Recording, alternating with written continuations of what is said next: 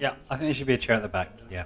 So, welcome everybody to TJMWGM, Guys Are Maniac weekly general meeting where we brainstorm ideas for the new series of the That Guys Are Maniac podcast.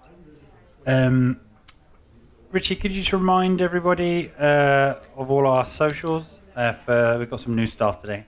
Yeah, if anybody doesn't already know, it is That Guy's a Maniac, all one word, lowercase, and we're on all of the usual socials. We have the Twitters, the Instagrams, the Facebooks, and the YouTubes. Thanks, Richie. That's great. Yeah, so make sure you check all of those out because a lot of what we'll be talking about will hopefully go out on some, if not all, of those channels. Just before we kick off the brainstorm for some ideas, there is a update from last week. So a number of members of staff have reported finding giant shits in the second floor toilet. Now, obviously, if you do big jobbies, you do big jobbies. But if you can make an attempt to either flush or break it up with the bog roll, or use your fingers in a plastic bag. Darn, the toilet brush just was there for. Yeah, thanks, Richie. Because everyone's kind of sick of prodding someone else's giant logs so that they flush. Yeah. Yeah. And also an interesting segue, because I was thinking perhaps this week we could get the boys to talk about shit games. Shit games. This is an interesting question, I think, because unlike, say, movies, books, TV programs, the bar for what makes a shit video game is really low, right? No one is making, books that don't work. Yeah. Well, I mean, there are standards that you can hold movies and books to, but with video games, there's just a whole fuck ton more, and every arsehole's got more of an opinion. Like with movies, yes, there is like categorically, this is the worst script I've ever seen, or what are these special effects? They're awful.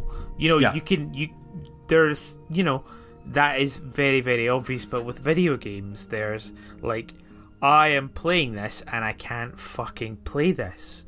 Yeah. You fundamentally get to a point where this is not a nice experience, which is it's come part and parcel with interactive media, I would say, more so. Yeah, and then, there's a whole raft of, if we would, which we're not going to be, if we were going to try and attempt to, do a bottom 10, as we might do a top 10 of anything. The bottom, I don't know, 10,000 video games are ones that just don't work, right? You just easily don't load. Do not function. You can't. Yeah, if you do a quick Google for like the worst video games, it comes up with like lists of ones that are like notoriously bad.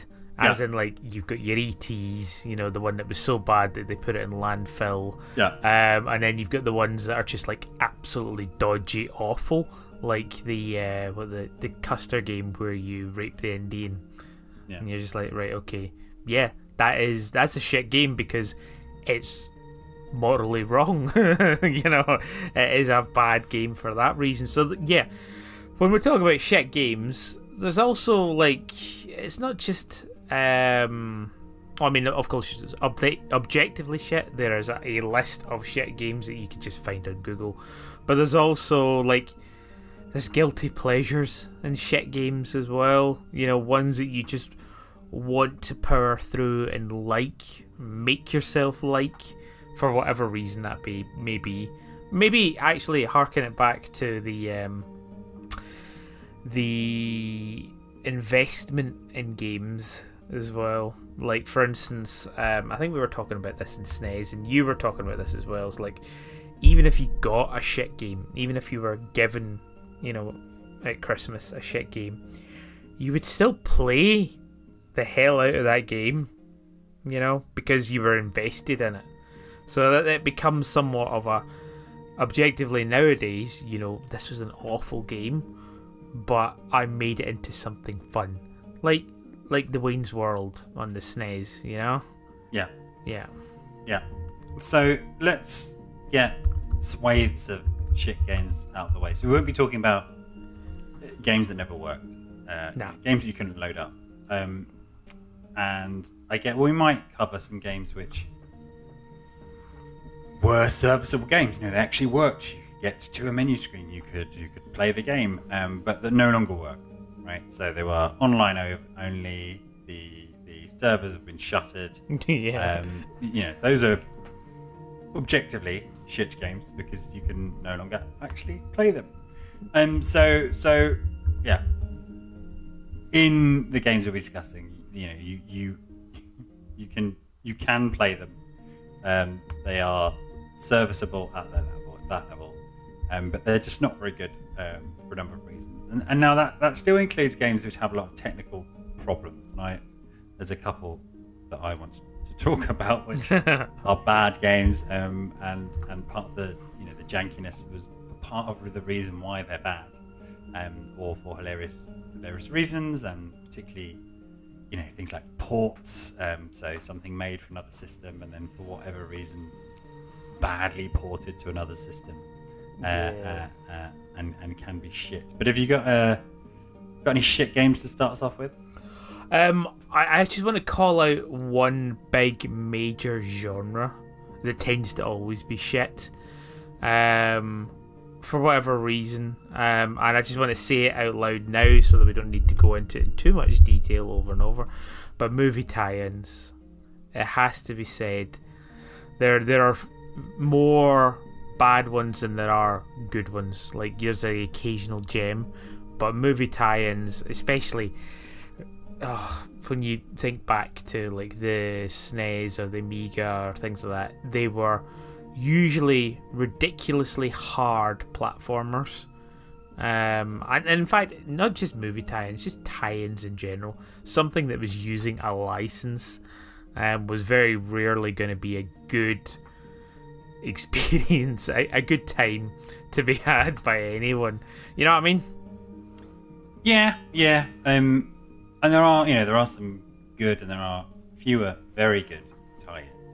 Yeah. But they do stand out from the rest. And, as we covered a number of times before, particularly on platforms like the Game Boy, every franchise had, two games which I own.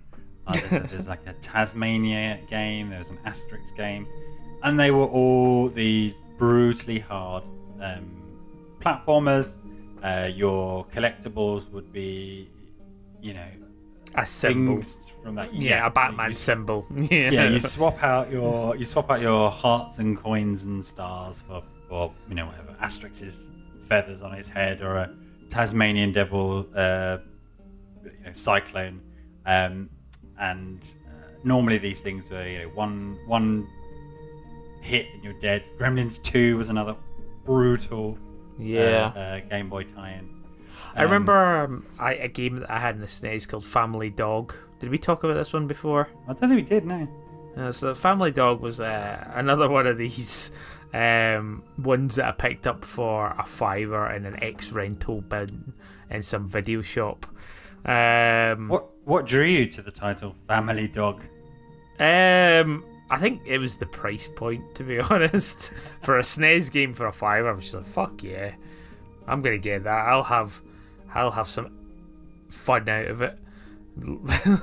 Little did I know that my little 12-year-old self, the only fun that I would have is like 30 odd years later actually saying, you know what, this is a shit game on a podcast. But $5 well spent regardless, especially with inflation. Family Guy. Not Family Guy, Family Dog. Yeah. But I think Family Dog was actually a series, a cartoon on Nickelodeon or something like that. But again, it was just one of these ridiculously unforgiving, one life, dead, and you're running away from an awful sort of kid that, oh god, I'm gonna have to stop talking because I can't even remember that much about this game. All I remember was it was painfully hard, and it was not a good game. And again, it was just because it was, we have to use this license. Let's make a game about it. And nobody cares, mate. You know. Yeah. I'm just looking at screenshots from it. It's got a hallmark of these shitty tie-in platformers where it's like you're going through Scooby-Doo environments, right? Where you've got the same 3 background elements, and your level is going across those. And it makes no sense, A kitchen, for example, doesn't need 4 cookers, but because the cookers make for an obstacle, you walk past 45 cookers in the infinite exactly kitchen that, level, or you're in. And the platforms are like paintings that you can somehow stand on the ledges of. Paintings and tops of cupboards and tables, and, lamps that are coming out of the wall, and you can somehow that sort of thing. You know exactly what the game is, even though you've never played it. Yeah. I'm thinking of is Home Alone. There was Home Alone on. Probably, NES, and it was just that. It was just painful, trash. Yeah, well, there you go. There's one down. Family Dog. We were going to add that to the TGAM. Not Hall of Fame, Hall of Shit. Yeah. Hall of Shit. Yeah. Oh, yeah. So, there's another sort of. I've got some notes here just to sort of, act like we are slightly professional. One of the the sections I have in my notes is just literally a big mark saying Commodore 64 Dross, and that is the title, because there was so much. Like, you would play these demos, and I think when you played Commodore 64 games, it was painful because there was always that, is it going to work? Is it not going to work? Is it going to sit in the loading screen for 15 minutes and you don't know if it's working or not? Yeah. So there was always that aspect of it. And then when you actually got round to playing it, sometimes these games were just awful. And when I was thinking, what was the worst Commodore 64 experience that you maybe had?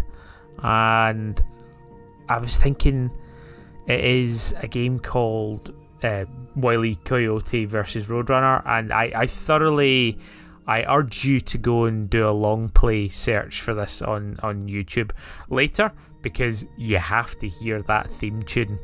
It is just straight up an awful chip-tune version of the merry-go-round broke down.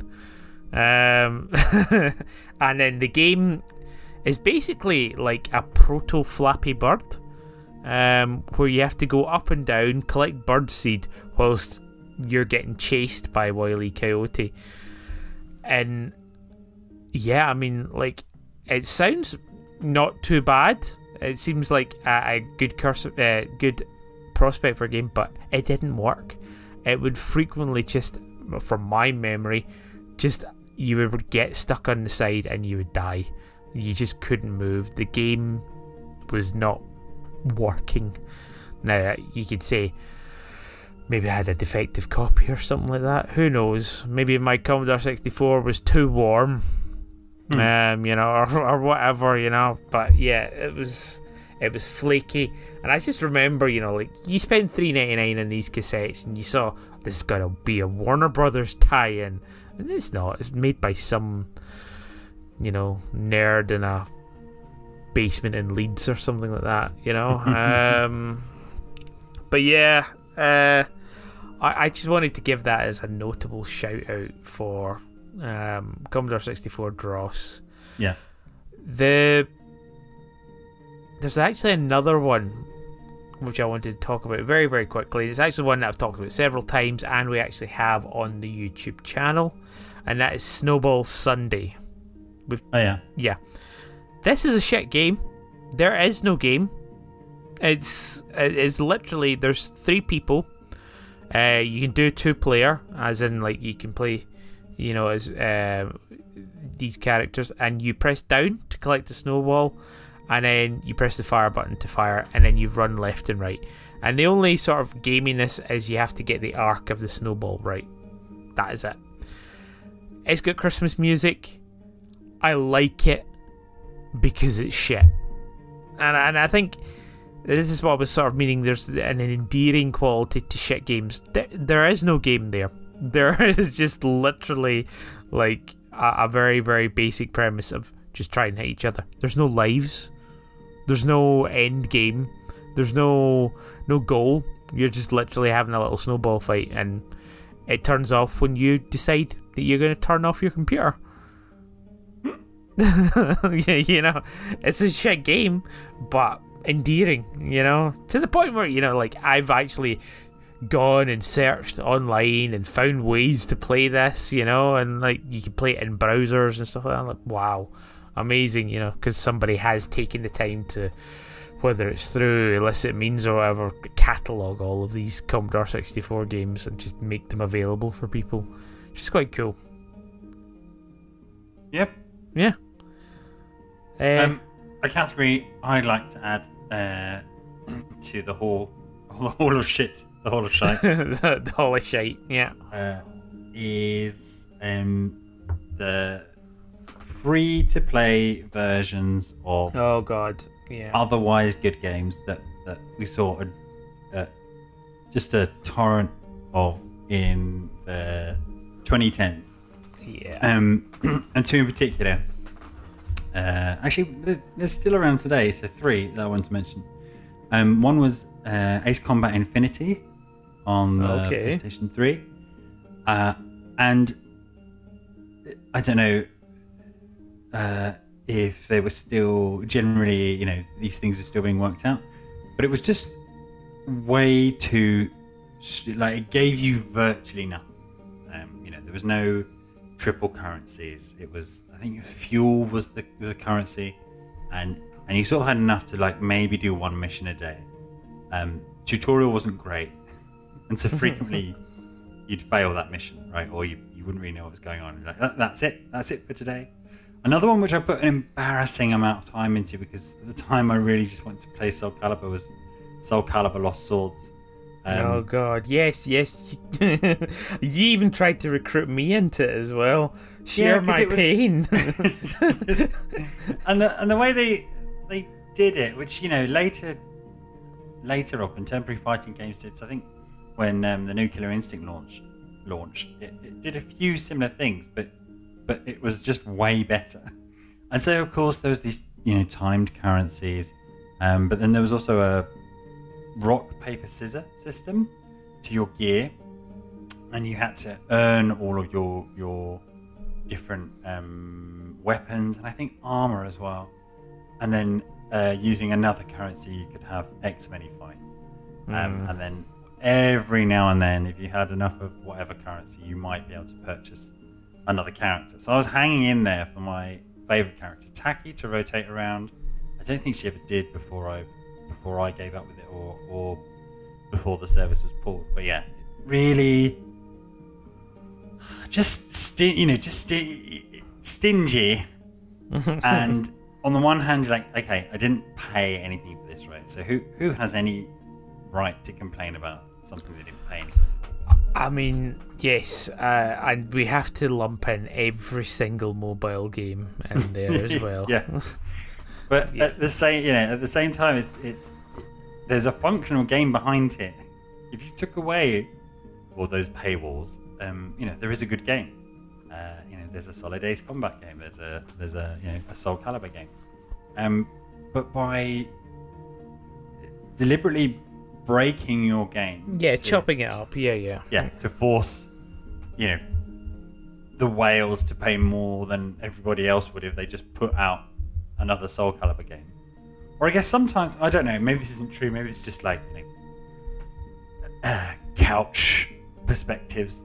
But sometimes as well, I think it's okay, we can put out a shitty free-to-play game, or a free-to-play game that's not quite finished, because, you know, people complain less about free-to-play games. I'm not too sure that's true. Whereas if that was something you'd paid 40 to 60 quid for, that just didn't work, there'd be a massive riot. So just that, we can put out something that's lower quality, and we'll make it free to play rather than putting out something polished. And the most recent one I played, which sprang to mind, was the Elder Scrolls free to play. Oh God, Blades. Yeah. Which I downloaded on the Switch. I don't know why. I think it's because I picked up my copy of Skyrim and I thought, I can't be bothered to start it yet again because I won't be able to remember what I'm doing or where I'm going. And I thought, I again just like having things on Switch. It's also mobile. I played it on mobile and having a little run around Elder Scrolls might be fun. And it was technically a bad game. I don't quite understand why, because you go up and down. You launch into these essentially dungeon corridors. Yeah. And there's 3 things you need to pick up or 2 guys you need to save. And it just performed really badly. It'd be screen tearing and really jarring. And again, it was just stingy. Like really, there's a whole there's loads of depth to it. Right? There's a whole town, and you could rebuild buildings, and the more buildings that you built, the more options would open up, and That's the thing that got me. Like I actually thought it was quite good. I played it on mobile. And of course I'm a dick with a fucking gaming mobile that I don't actually do any gaming on. I just just so that I can say that I've got a gaming mobile. But yeah, I played it and I thought it ran pretty good. I thought this is quite good. This is sort of like a dungeon. You get to do a little run, exactly like Skyrim. Like, okay, that's quite cool, little bite-sized. But it was when I got to the village, and then all of a sudden, 19 different currencies, whether it was fucking wood or stone or gold or special gold or gems. It was just suddenly all of these were creeping in, and I was just like, oh shit, this is what this game is. It's not the dungeon runs, which are the fun bit. It is, you're gonna have to build this whole village, and in order for you to actually get any good at the dungeons, you're gonna have to grind enough stone bits so that you can make 1 bit of stone, and then you need another 10 bits of stone to actually make that building any good, which for some reason will make your armor slightly better and therefore allow you to get through dungeon level 2.1, whatever it is going to be. And then I was just like, and of course you could just buy the stone instead. Yeah, and that's just when I just clocked exactly what this game was. It's like, the dungeon runs means nothing. You'll either fail because you don't have enough blacksmiths in your town, or you'll pass because you've got enough, but that's because you've grinded it, or you've ground it. No, I think you grinded it. Grinded it. Yeah. No, look, I know that the word I'm just meaning gaming. Grinded it.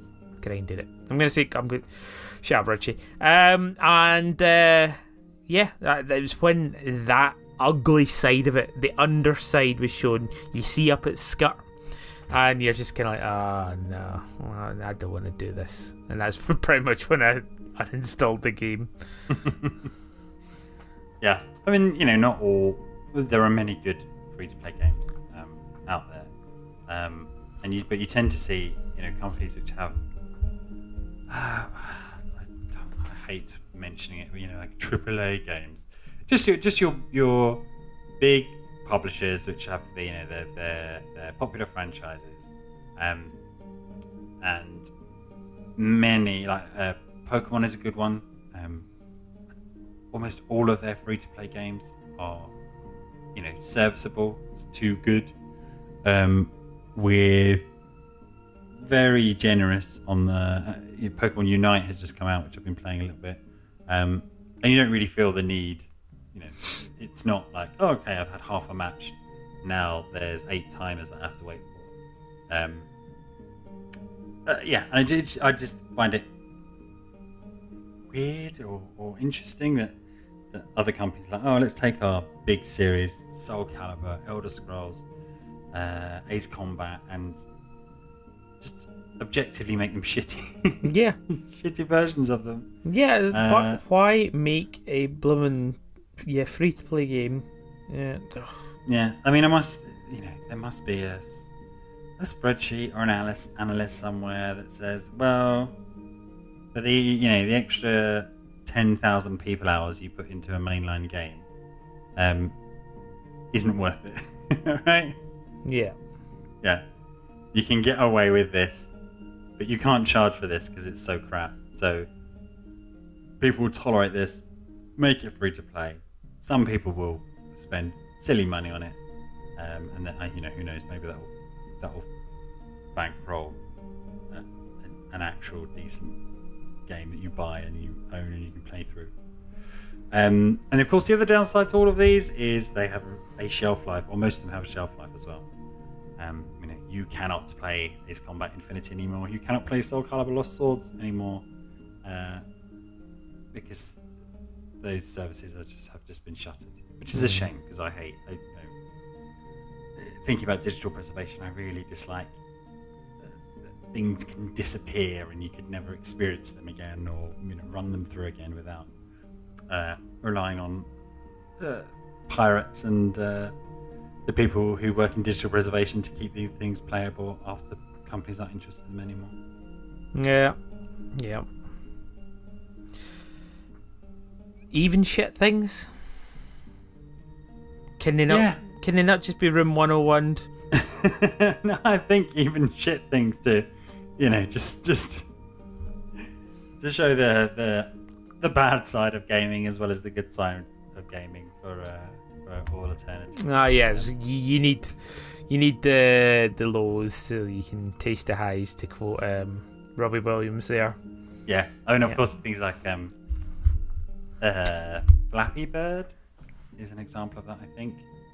Although there are now a gazillion clones, I don't think you can play the original one. Yeah, I think he deliberately took it away, or it got taken down because it was too addictive or some stupid thing like that. Yeah. Okay. So that's free to play games. Free to play and mobile free to play as well. Definitely needs to be. Most mobile games. Like most mobile games, definitely. And you get like the free to play. Yeah, no, we've covered it. It's fine. I'm not going to talk about it anymore. We're done with free to play. At least that is a brutal one. I have like a few that I actually, again, guilty pleasures that I own as games, and I don't know if they're not highly regarded or ever highly rated, but I still think they're fine as games, and that is pretty much any Trivial Pursuit game. Yeah, it's weird, like you'll frequently just see them as like 4 out of 10. This is just Trivial Pursuits, and it's like well, come on now. Like having a digital version of this that you can control with a controller, and somebody says the questions out at you sometimes, depending on the game. But yeah, I think that's quite cool. And there was like the Trivial Pursuits Live, which I think made it to the Switch recently as well, where they have different rounds and it's all based on Trivial Pursuit, but it isn't actually like playing the board game. Still good. I like quiz games. We've talked about this before. They never get anything highly regarded, like reviews, like, because I think it's just because it's a quiz game. I mean, board games in general don't either. I remember, for a while, I think it was it literally Uno, or was it something that was Uno but not called legally distinct Uno? There was an Uno craze, a digital Uno craze for a while, yeah. On the 360, which was fantastic. Yes, it was Uno, yeah. And there's another one in my head, just completely gone. Carcassonne as well. Oh yeah, Carcassonne, yeah. Yeah. But yeah, just board games, unless you put 51 of them together, as Nintendo occasionally do. Yeah. This is just a digital version of that game. And that's fine, because you can play it on the go, or you don't have to have the thing, or yeah. And another one I got was the National Geographic Wildlife Quiz. Oh yeah. And it was basically divided up into 4 sections, where you did have quiz questions and quiz rounds that you went through, but you also could make jigsaws, and you could work together to make the jigsaws and things like that. Again, a solid probably 4 out of 10. Yeah. But I well worth the money. The value in there is great, this is fun. Yeah, just as long as because for a while there was a trend, or some of the ones that I played, there was a trend of this is a digital version of it, so we have to make the most out of the fact that it's the digital version. So how about after every question we have a little comedy host pops up and does a speech, or there's a little animation when your pie goes in the wet, and these are all things that just kill your pleasure of the game. Yeah. Because the first couple of times, maybe that was a funny thing, or look at that animation. But yeah, for those kinds of games, you just want to be hammering through it, right, and just getting to the questions. You don't want those little stuttery animations and your mouthy host, or your little transition videos, or all of that bollocks. But I feel like people felt like they had to put them in, because we can't just make a good version of the board game without some extra thing that we can't normally do. So that's when I think that's when you find some of the best board game adaptations, or card game adaptations at that point. Yeah. Is where it just makes it arguably better than the real life experience. Yeah, well, arguably, and that you don't need to do tidy up afterwards, probably. Yeah, or I'm thinking about things like card games like Magic and Pokemon, where oh yeah, you're given the full spectrum of everything to play about with, and you and can archive, and the interface does all the legwork in working out. This would do this, would do this, would do this. Yeah, so you're not having to count out how many damage and take little pebbles off each of the cards. Keeping track of board state to make a arguably better experience than mechanically. Of course, you don't have the fun of being with another person. Yeah. I want to pick on a specific game as well, and really just pick on it, and that's Peggle. I don't think it deserves to be a game. It's really shit. It's just a hyper addictive flashy light simulator. Do you know what I mean? Have you played Peggle? Played.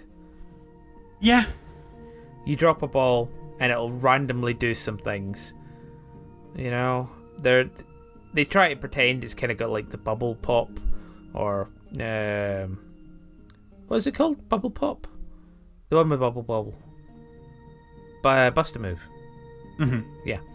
They kind of got that bust a move, but it doesn't. There is a complete randomicity to where this thing goes, and then it lands, and then you do it again, and you just sit there, chewing on your fucking endorphins as you see it, get a 3 times combo and then everything explodes and Ode to Joy plays at the end. I think that's a shit game because you don't do anything. You let a thing fall down and then you get excited. And the dopamine just sort of floods you. Yeah, no, I don't know. I don't think that's fair. Really? Yeah. Okay, I'm picking on it. I'm taking its lunch money. I think there's I mean, it might not be the deepest gaming experience, but it's serviceable. It's doing its thing. Yeah. What about your guilty pleasures? You must have some games that are fully shit, but you still hold in a special place in your heart. I wouldn't say hold a special place in my heart, and as we talked about many times on the podcast, they often just fill a slot of. I don't know. Again, I've beat that game now and put it in my backlog. Yeah. My weird psychology of I can't. Shouldn't be playing a game that I've already finished if I'm not hoovering up achievements or something or unlocking something when there are games which I haven't finished in the background. And for some reason, particularly free-to-play games feel this niche. They become safe places. So if I've got options paralysis, which is quite frequent, especially on the Switch, because there's just so much there. You go, oh, you know what? I'm going to play Pokemon Quest or Fallout Shelter, or stuff I'm not really invested in. It's kind of like the background game, I've got a long train journey. I've got half batteries. So I don't really want to be investing in a game that might risk my progress halfway through. So yeah, I'll put on one of those silly games where you just prod the screen and you get your little endorphins from you've logged in today, so you get a treasure chest and you just hit the treasure chest. And okay, that's a hat. Yeah. But yeah, I wouldn't say any that are fond favourites that are objectionably bad, perhaps. In terms of guilty pleasures, I do have some just objectionably awful games. One of the worst games I think I ever played was Hidden and Dangerous on the PlayStation. Okay, tell me about Hidden and Dangerous. So I picked it up for 99p, I think, at the end of the PlayStation's life cycle. It was in a bargain bin when we used to have those. And it's a port of a PC game, which is quite good. I remember it's late 90s, I think. There's quite a dedicated little following of it, and there'd be a small number of people who would say, it's one of the best shooters on the PC at the time. I didn't even know there was a PlayStation version until I saw it in the bin. And it's just awful. It's just awful. I mean, I never touched the PC version, so I don't know how faithful or not it was to that version. PC gamers do seem to have weird standards when it comes to their boring shooters, aka Half-Life, etc. What episode can people check into? For our Half-Life special, yeah, I can't remember which episode number that one is. But yeah, giant pixels. It would load up, and then you just hear some sound effect, be it like a reloading sound effect or a German soldier shouting, but it would just happen like 4,000 times in about 3 seconds, randomly. The AI was bad. It was just virtually. It was technically playable, so bad that couldn't get. And then it became one of those challenges I was playing with with a friend at the time. It then became one of those fun challenges of like, okay, how far can we get in this broken game? Can we get, past the first soldier? And then one of us got past the first soldier. It's like, okay, can we get past the second soldier or the next bridge? The draw distances were awful. Yeah, bad. Just a bad port. And then the other one, which I think I might have mentioned before on the podcast because it was so bad, is Animal Crossing Amiibo Festival. Oh, yeah. Yeah, I've mentioned this before, yep. Which was on the Wii U. And I think it's still big. Oh, just looking at how much it's still retailing. Okay, no, it seems like everyone has acknowledged it's awful. And you can still buy it for $24.99 from some shop. Do not buy that game for anything more than a couple of quid.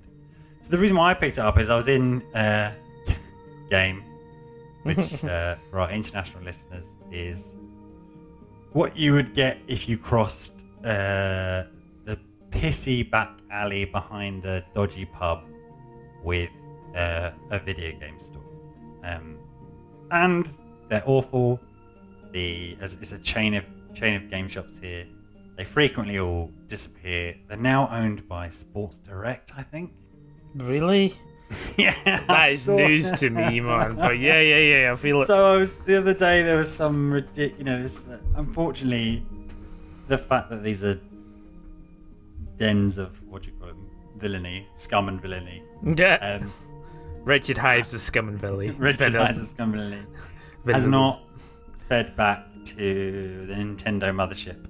So they insist on every now and then doing normally Pokemon promos with games. So there's like a limited edition card or code that you can only get from physically going to the store. And annoyingly, there was some during the pandemic as well that you had to go and do, and it wasn't really good to be going around. And so you go into them, and the reason why there are pages and pages on www.likeguys.co.uk from when I would just get frustrated. This is the first time they were really dying on the high street, because I'd have to go in there, and no one would know about the promotion, and there's all that horrible stuff that you read about with game shop stores, right? They always try to upsell you disc insurance, and you have to, basically cut one of your limbs off in order to get a new version of a game because they're desperate on trying to flog you the pre-owned one, which is £1 off, and then you take it back to resell it the next day, and you have to pay them £5 to take it off. Anyway, so I was in game for one of those things and spotted Amiibo Festival for I think $4.99, and it comes with 2 Amiibos.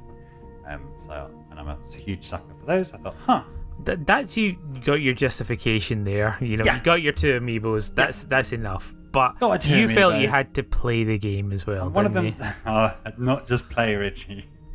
Play and complete. 100%. 100% it. So yeah, you got your 2 Amiibos, and I think one of them you couldn't get anywhere else at the time. It's Isabel and her brother Digsby or something. So I had it. I thought, hey, what the hell? Let's put the game on. And it's a board games. There's a bunch of mini games, one of which is actually okay. The rest of it's just trash, absolute trash, awful. And it has board game trappings. It looks a little bit like Mario Party, except with all your favourite Animal Crossing characters. Except the only way you can play it is by tapping an amiibo. And so you have to kind of tap your amiibo when it's your turn. You can only play it if you have enough amiibos per players. So I think you have to have 4 to play it. You may remember or may not recall there are a number of series of Animal Crossing amiibo cards with hundreds and hundreds of different characters. you could use them in that game, but you couldn't play that game with those cards. So if you touch them to the game, they would appear in some of the mini games and they'd appear in the village, but you couldn't, if you had the 2 amiibos that came in the box and 2 amiibo cards, you couldn't play this game 4-player. And then that's it. That's what you tap your amiibo to say it's your turn. You tap it again to roll the dice. You watch your character go around the board game. There's no mini games. You don't control it. You don't do anything. You just then get read some animal saying, "Oh, you got 10 bells. Very good." And then the next player's turn. That is it. Despite the fact it's called Amiibo Festival, zero compatibility with any other kind of amiibos. Awful. I feel bad because for people who, potentially paid 40 quid for it when it first came out as something for the family, perhaps, yes, we like Animal Crossing, to just have this like dirge of a game. And I don't even think this is great for 2-year-olds, right? My first game, because even they will be bored by just having to click through these bunches. Anyway, so I did unlock all the mini games, and it was just the saddest day of my life. Just sat there, 4 Animal Crossing amiibos on my lap, just tapping the screen. I think I was watching something else and just periodically just tapping them in order to play through the board game 5 times to earn enough bells to then unlock all the mini games. Play them once, never ever touch it again. Yeah. Okay.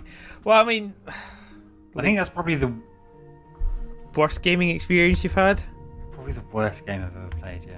Yeah. Hands down. And it was functional. It worked. Now, there is just to move on from the word amiibo. There is another set of games that I believe you've played and we haven't really talked about, and that is the awful Resident Evil tie-ins. Have you played any of them? Such as? There was one where you had like 3 people or something like that. Yeah, 3 people. The recent one? Maybe, yeah. I think there was also one in the PS2 as well.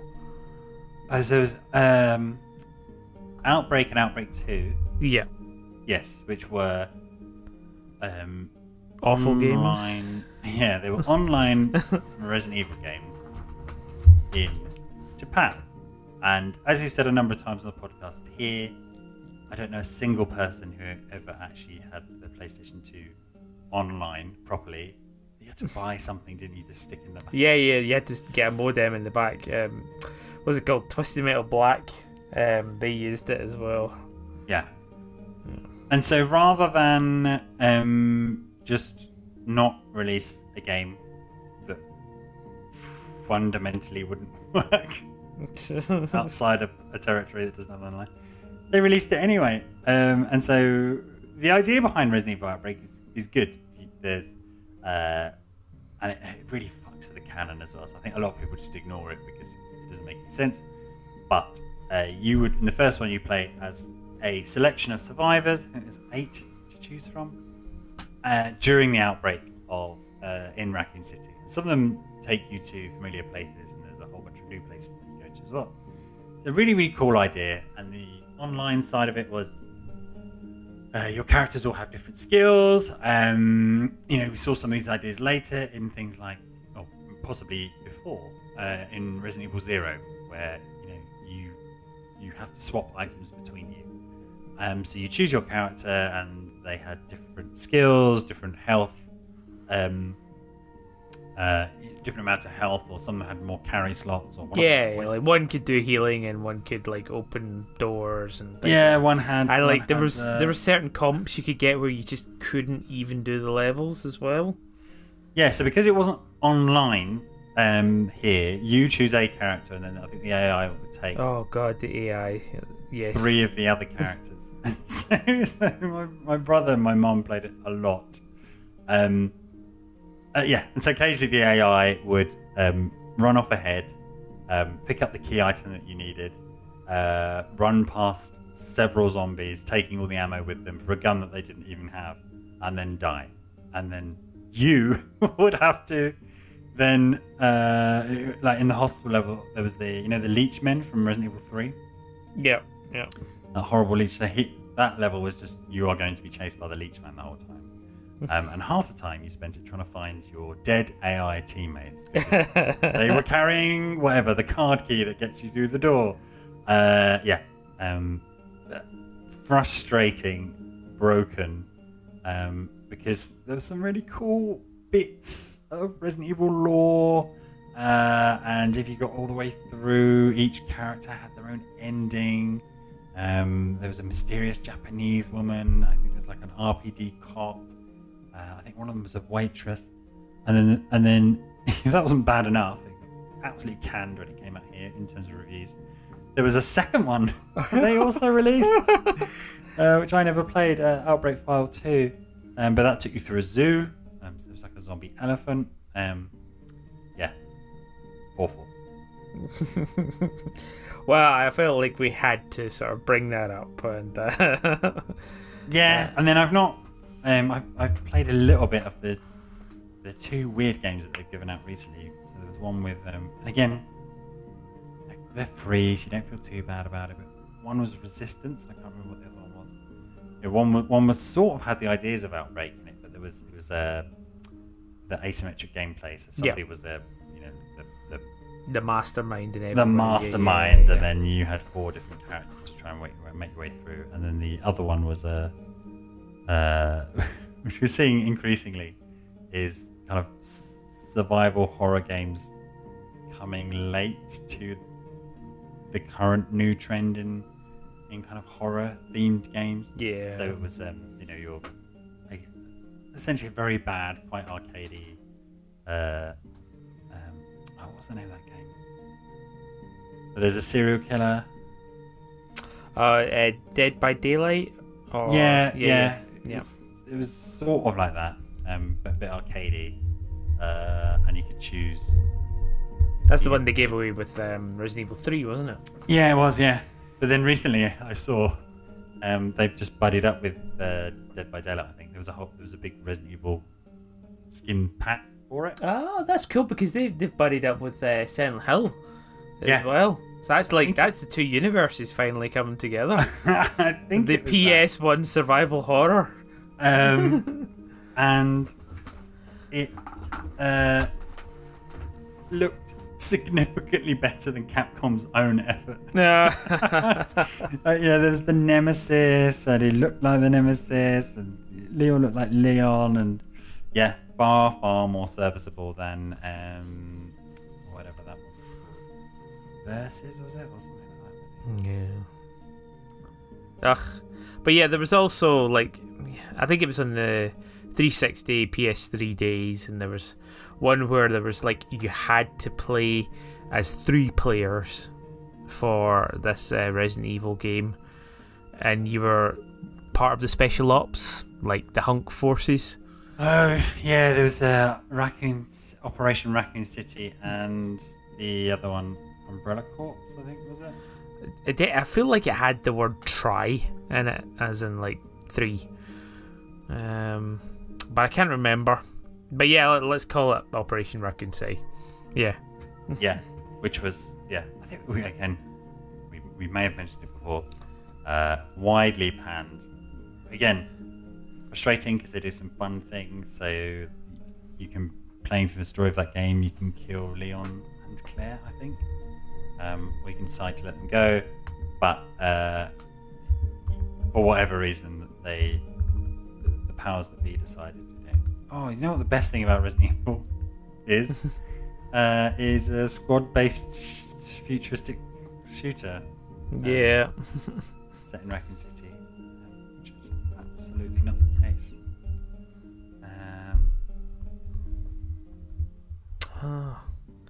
I'm just reminded of a very, very classic TGAM post, actually. Do you remember? Yeah. I can't remember the... Oh, god damn, I can't even remember the name of it.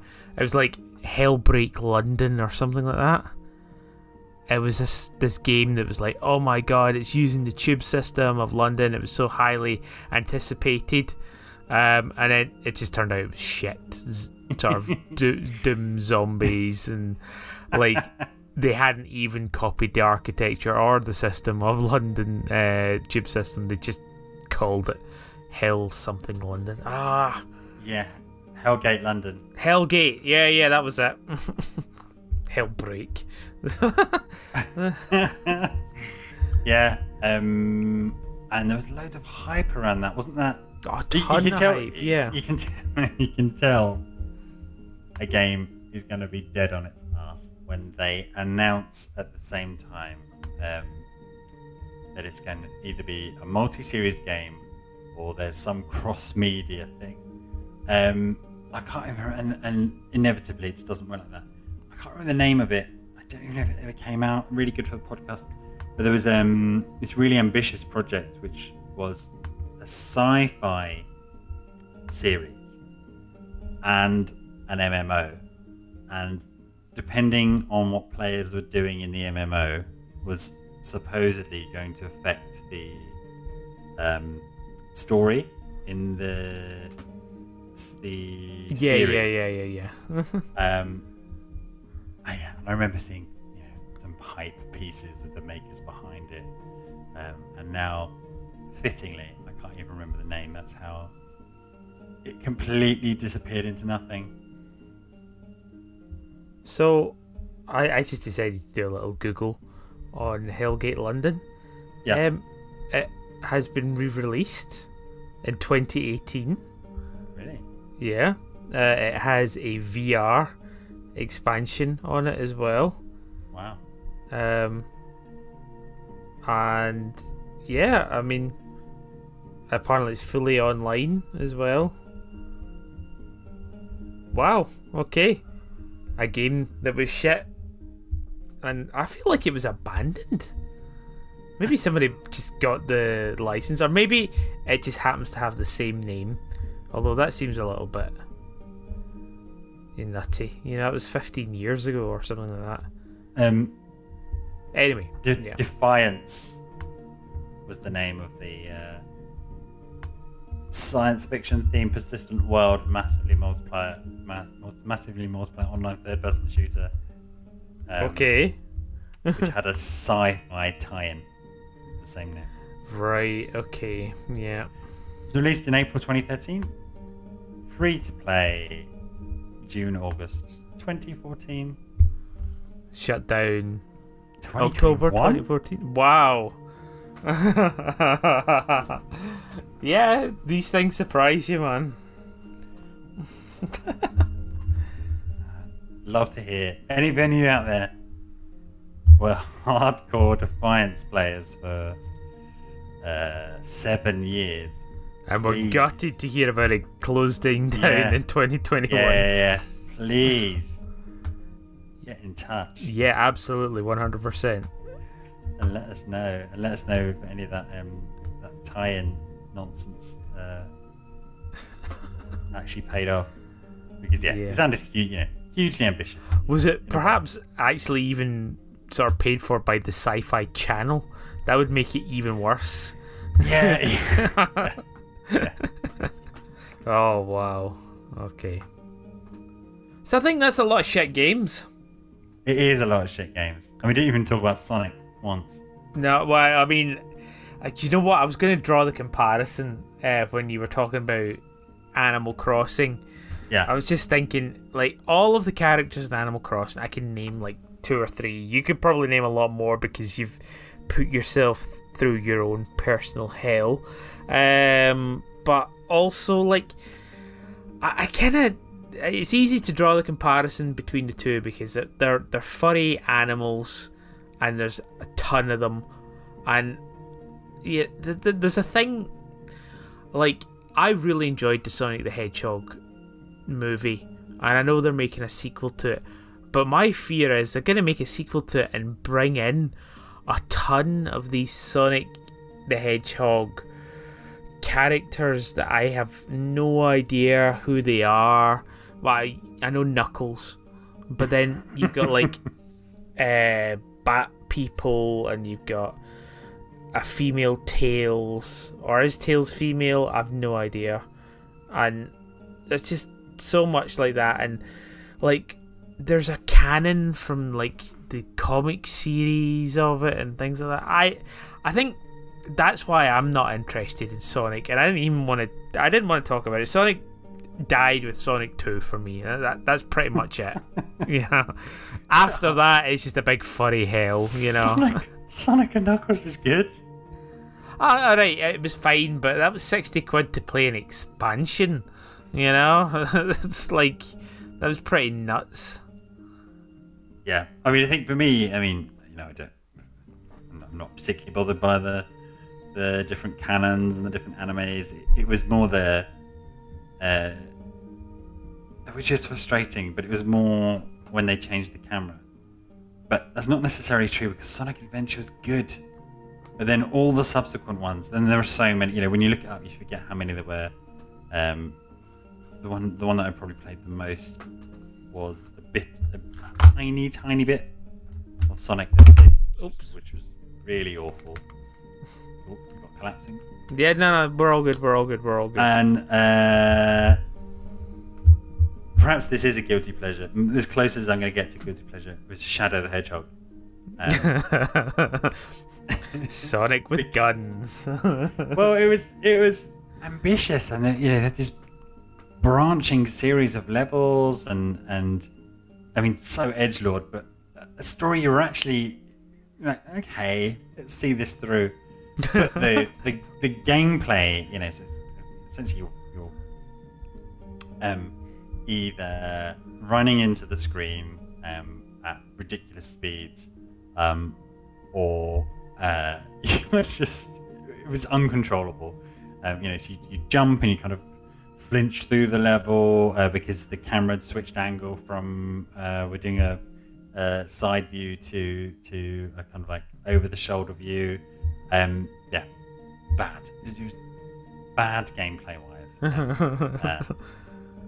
And they keep trying to force it into that shape. So I'm not too sure. I'm really interested if I see them cheap to have like a Generations, because they keep both. I think they keep both. You know, the whole gimmick between Generations. I think it's Generations where you've got old Sonic where you've got old Sonic and new Sonic. Yeah. I mean, I'd love to play the old Sonic levels, but I'm not too sure if I could sit through the new Sonic levels. But again, weird, because Sonic Adventure was absolutely fine, and Sonic Heroes for that matter. Even though it was that same. I played the Sega Racing. I think that's the closest I got to Sonic's and Sonic 2. Yeah, and that Sega All-Star Racing is a very good multiplayer racing game. Yeah. And then, for whatever mad reason, they stopped it being Sega Smash Karting, and now it's just Sonic again. Sega Smash Karting. Yeah. Yeah. Okay. Any other shit games you wanted to briefly or quickly mention? Oh no, I think I've purged them all out. Purged your shit games. Oh I've god. passed them. We've passed them through the podcast. And they're now in the Hall of Shite. And now in the bowl of shite. The bowl of shite. Oh god. Awaiting to be flushed. The bowl of shite. Okay. So on that note. Yep.